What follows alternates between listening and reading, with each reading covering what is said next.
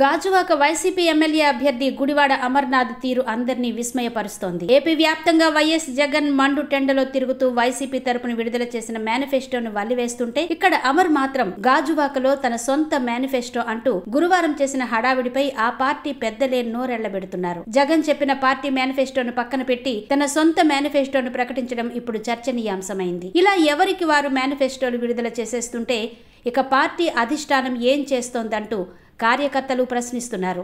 తాను పోటీ చేస్తున్న గాజువాక నియోజకవర్గానికి ప్రత్యేక మేనిఫెస్టో అంటూ అమర్ తన కార్యాలయంలో విడుదల చేసిన మేనిఫెస్టోలో ప్రధాన సమస్యల్ని ప్రస్తావించకపోవడాన్ని ప్రశ్నిస్తున్నారు.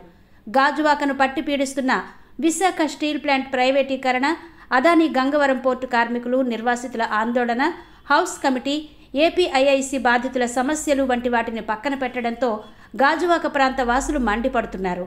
స్థానిక సమస్యల్ని పక్కన పెట్టి తన సొంత అజెండాను మేనిఫెస్టోలో అమర్ చెప్పడం చూస్తుంటే గుడ్డు మంత్రికి పబ్లిసిటీ తప్పితే ప్రజలకు న్యాయం చేద్దామన్న లక్ష్యం ఏ కోసానా కనిపించడం లేదంటున్నారు. నియోజకవర్గంలోని యువతకు ఉద్యోగ అవకాశాలు కల్పించేందుకు స్కిల్ డెవలప్మెంట్ కోర్సుల్ని అభివృద్ధి చేస్తామని, గాజువాకలోని పరిశ్రమల ద్వారా యువతకు ఉద్యోగ అవకాశాలు కల్పిస్తామని, అక్కడి ఎంఈఎస్ఎంఈ ద్వారా అవకాశాలు కల్పిస్తామని, యారాడ తీరాన్ని పర్యాటక ప్రాంతంగా తీర్చిదిద్దడం, స్టీల్ ప్లాంట్ ప్రైవేటీకరణను అడ్డుకోవడం, గాజువాకలో ట్రాఫిక్ క్రమబద్ధీకరణ కోసం ఫ్లైఓవర్ నిర్మాణం, గంగవరం పోర్ట్ నుంచి తలెత్తుతున్న కాలుష్య కారకాల్ని నియంత్రించడం వంటివి చేస్తామంటూ అమర్ తన మేనిఫెస్టోలో చెప్పుకురావడంతో ఇదేం వైసీపీ రాజ్యాంగం అంటూ జనం మండిపడుతున్నారు.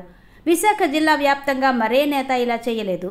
బరిలో ఉన్న పార్టీ సీనియర్లు కూడా వైసీపీ మేనిఫెస్టోను ప్రస్తావిస్తూనే ఓట్లు అభ్యర్థిస్తున్నారు. కానీ ఘనత వహించిన గుడ్డు మంత్రి మాత్రం తనకు నచ్చినట్టు చేసుకుపోతున్నారు. ఇలా అయితే ఇటీవల జీవీఎంసీ ఎన్నికల్లో జరిగిన పరాభవమే ఇప్పుడు తప్పదంటున్నారు.